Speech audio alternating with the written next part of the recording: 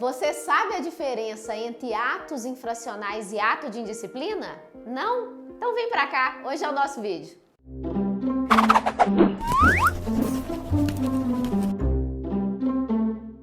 Meu nome é Amanda Rodrigues, eu sou professora do Direito na escola e essa é uma das dúvidas que mais me perguntam no ambiente escolar. Amanda, qual é a diferença entre atos infracionais e atos de indisciplina?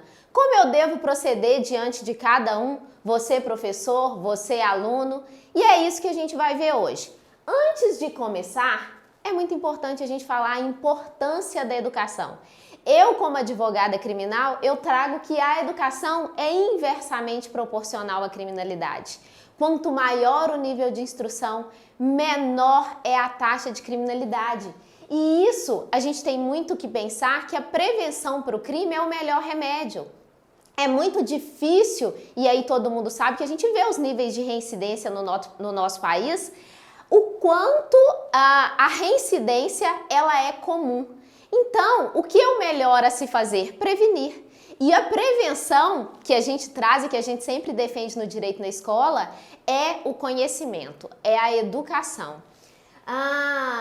A educação, e aí a gente tem que colocar isso muito claro, que a educação é uma educação com conteúdo crítico, com conteúdo libertador. A educação ela não tem mais espaço para aquela educação bancária, o aluno como um banco de dados que só recebe informação. Isso já não serve na nossa atual conjuntura. O aluno ele tem que ser um ser crítico, ele tem que ser capaz de criticar o meio que ele está inserido. E é isso que a gente tem que pensar para começar a pensar então em atos de indisciplina e atos infracionais. Saber a importância da educação e do conhecimento. E é isso que a gente está fazendo aqui. Existe uma pesquisa do IPEA, e aí para vocês falarem, a Amanda está divagando. Não, existem pesquisas nesse sentido. E essa do IPEA é de 2016 e me diz o seguinte, que o resultado global apontou que há uma tendência, segundo a qual, para cada 1% a mais de jovens nas escolas, há uma diminuição de 2% na taxa municipal de assassinatos. Dado importante, existem vários outros, esse aqui eu estou trazendo para ilustrar. Mas isso é óbvio, a gente vê dentro das próprias unidades prisionais. Quem são os clientes do sistema prisional? São pessoas com baixa escolaridade, com baixa renda, a grande maioria negros. Então a gente tem essa divisão muito clara dentro do próprio sistema, dentro do próprio clientelismo do direito penal. Aqui um outro dado importante também, que a criminalidade ela se acentua na pré-adolescência, aos 12, 13 anos. Então isso a gente vê ainda mais hoje, né? A gente tem hoje aí, por exemplo, no tráfico, que é um dos crimes mais comuns no nosso sistema, que cada vez mais as crianças, os adolescentes, eles estão sendo aliciados para ser os aviõezinhos do tráfico, né? Porque a punição deles, de fato, ela é menos severa do que o de maior de 18 anos. Mas, e aí a gente continua, que o ápice então chega aos 20 e aí se esgota aos 30, coincidindo com o período escolar. Daí a gente vê a importância da escola na redução da criminalidade. Então o ápice então começa aos 12, 13, mas atinge aos 20. E aí a importância da gente conversar sobre educação, sobre uma educação crítica, uma educação libertária e principalmente mostrar para essas crianças e para esses adolescentes as consequências dos atos de cada um. Mas aí beleza, Amanda, você me falou várias coisas, educação é inversamente proporcional à criminalidade, a gente está cansado de saber, mas e o ato de indisciplina? E o ato infracional? E é isso que a gente responde agora. Um crime aconteceu na escola. E aí? A primeira coisa que a gente tem que saber é, será que é um crime mesmo? Crime só é cometido por maior de 18 anos. Se a gente estiver falando de um ato que vai contra o sistema, vai contra o Código Penal, vai contra as leis, né? É um ato infracional se for menor de 18 anos. Então, essa é a primeira coisa que a gente tem que ficar bem claro. Não é um crime, a não ser que estivermos diante de um maior de 18 anos. Isso pode acontecer dentro da escola, dentro de uma faculdade, e aí sim estaremos diante de um crime. Caso contrário, se a gente estiver ali no ensino médio, ensino fundamental, menores de 18 anos, ato infracional. Qual a diferença, então, de atos de indisciplina e atos infracionais? Os atos de indisciplina, gente, é aquela desordem, o desrespeito, as infringências às regras de condutas fixadas no regimento escolar. Já os atos infracionais, a conduta praticada pelo menor que configura crime ou contravenção penal. É aquilo que eu disse. Se para o maior de 18 anos é um crime, é uma contravenção penal são aquelas infrações menores que estão lá no decreto 3688 de 41, quem tiver curiosidade. Mas o menor não comete crime nem contravenção. Eu falo muito para os alunos assim, parece com crime? Parece. Parece contravenção? Parece. O que muda? O nome. Muda o nome. O nome é ato infracional. Então, aqui, feita essa diferenciação, como agir, então, em cada caso? Como agir no caso de um ato infracional? Para ficar bem claro, deixa eu até voltar e dar um exemplo. Vamos? Acho que vai ficar mais tranquilo para todo mundo. Um ato de indisciplina. Pode ser que um ato de indisciplina seja também um ato infracional? Pode. Imaginem, por exemplo, que um aluno ele xinga a professora. Isso está vedado no regimento escolar. Né? O mínimo que se espera de regimento escolar que tenha um respeito em relação aos professores, aos demais colegas. Esse desrespeito, então, configuraria um ato de indisciplina pelo regimento. Mas é também um ato infracional. Por quê? Porque os xingamentos, eles configuram crime. É aquele crime de injúria, que é ofender a dignidade ou decoro de outra pessoa. Então é crime também, mas no caso de menor de 18 anos muda o nome, ato infracional. Pode ser então que em uma situação nós tenhamos os dois casos e aí uma dupla punição. Mas existem casos que vão ser só ato de disciplina, exemplo, jogar bolinha em sala de aula de papel, não há qualquer ato infracional aí. Mas se for atos mais graves, a gente vai ver todas as consequências agora seguindo a nossa aula. Como agir então? Como agir, Amanda? Em caso de atos infracionais, aqui a gente tem uma diferença. O menor de 12 anos, ele responde diferentemente do maior. Como que o menor de 12 anos, como um professor, um diretor, um educador deve proceder? Deve encaminhar o conselho tutelar. O conselho tutelar que é o responsável.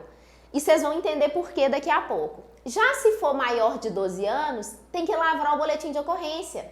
Porque depois, esse boletim de ocorrência vai ter uma investigação e vai ser remetido para a vara especializada da infância e da juventude, né? Então, esse é o primeiro passo.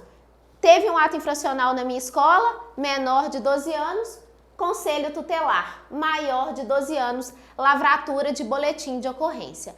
Tem essa diferenciação e a gente vai entender por que daqui a pouco. E em caso de ato de indisciplina, Amanda, como é que faz?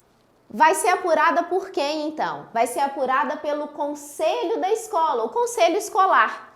O que é o conselho, na verdade? É um grupo, né, que vai ser delimitado ali pelo próprio regimento da escola, que vai decidir sobre questões internas. E os atos de indisciplina, eles são decididos internamente. Hoje a gente tem uma cultura muito grande de tudo chamar a polícia, de tudo querer fazer boletim de ocorrência. Ah, o menino tá conversando dentro de sala de aula, vamos chamar a polícia. Ah, o menino jogou bolinha dentro de sala de aula, vamos chamar a polícia. Gente, não é assim.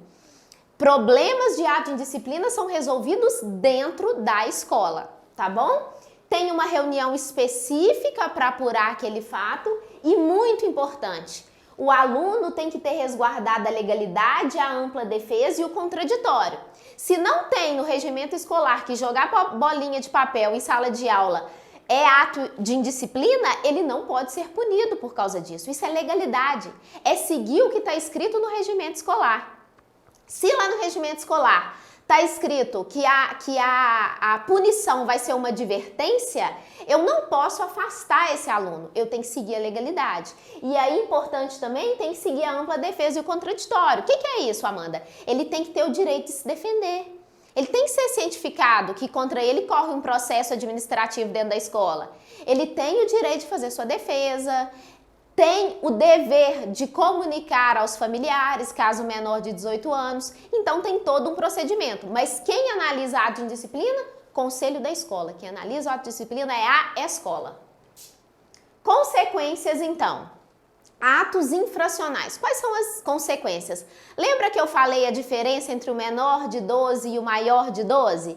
Então, a gente tem uma diferença no Estatuto da Criança e do Adolescente de consequências também. O ECA, Estatuto da Criança e do Adolescente, traz lá no artigo 101 e me diz o seguinte: se for menor de 12 anos, eu tenho que aplicar medida de proteção. Por quê? Aquele menor ali, ele não tem como aprender com o seu erro de uma forma punitiva. Ele tem que ser protegido. Às vezes ele está cometendo ali um ato infracional por causa de um desarranjo familiar. Então ele tem que se entender o que está acontecendo e ele ser protegido. Por isso, medidas de proteção. Como exemplo, tá todas aqui, mas um exemplo para vocês entenderem. Encaminhamento aos pais ou responsável mediante termo de responsabilidade. Então ligou para o Conselho Tutelar, o Conselho Tutelar, diante de um ato infracional menor de 12 anos, catalogou aquilo, ele vai entrar em contato com o pai ou responsável, vai narrar o que aconteceu, vai liberar o menor mediante um termo de responsabilidade. Tá? Esse é um exemplo. O mais grave das medidas de proteção seria abrigo em entidade ou colocação em família substituta. Esses são dois casos mais graves aqui que a gente teria dessas consequências para um menor de 12 anos. E se for maior, Amanda? Ok, o maior agora de 12 anos, ele tem uma capacidade maior de entender que aquilo que ele fez é errado e de fato receber uma punição. Qual é a punição, então, que a gente chama de medidas socioeducativas, também previsto no Estatuto da Criança e do Adolescente, mas agora no artigo 112? Quais são essas consequências? Advertência, obrigação de reparar o dano, prestação de serviço à comunidade, liberdade assistida, inserção em regime de semiliberdade, internação em estabelecimento educacional e qualquer daquelas outras previstas anteriormente, previstas para o menor de 12 anos. Ao maior também se aplica. Ou seja, vai caber ali ao juiz, na análise do caso, na análise do processo, decidir qual é a melhor pena, a menor punição, a melhor medida de proteção a ser aplicada ao caso específico. A gente vai ter uma aula ainda só para explicar dessas medidas e mostrar que aquele discurso de que não dá nada para o menor, ele é errado. Dá sim, e a gente vai ver isso numa aula depois. Não é o nosso caso de hoje. E as consequências dos atos de indisciplina, Amanda? As consequências são aquelas previstas no regimento escolar. Por isso que eu sempre, se você aí é professor, é diretor, se é responsável por redigir o regimento escolar da sua escola, preste muita atenção nele. Lá nele tem que estar previsto todas as causas de punição. Se não tiver prevista a causa que você quer aplicar, ela não pode ser aplicada. Lembra que eu disse do respeito à legalidade? É disso que eu estou falando. Então, a punição pelo ato de indisciplina vai ser aquela prevista no próprio regimento escolar. É isso, gente. Eu espero que tenham gostado. Por favor, se tiver assuntos novos dentro da temática, coloca aí nos comentários que a gente volta e grava. Quem gostou aí do conteúdo também, já aproveita, curte a nossa aula de hoje, compartilha, se inscreve no nosso canal, muito conteúdo aqui, gente. Abraço a todos e até a próxima!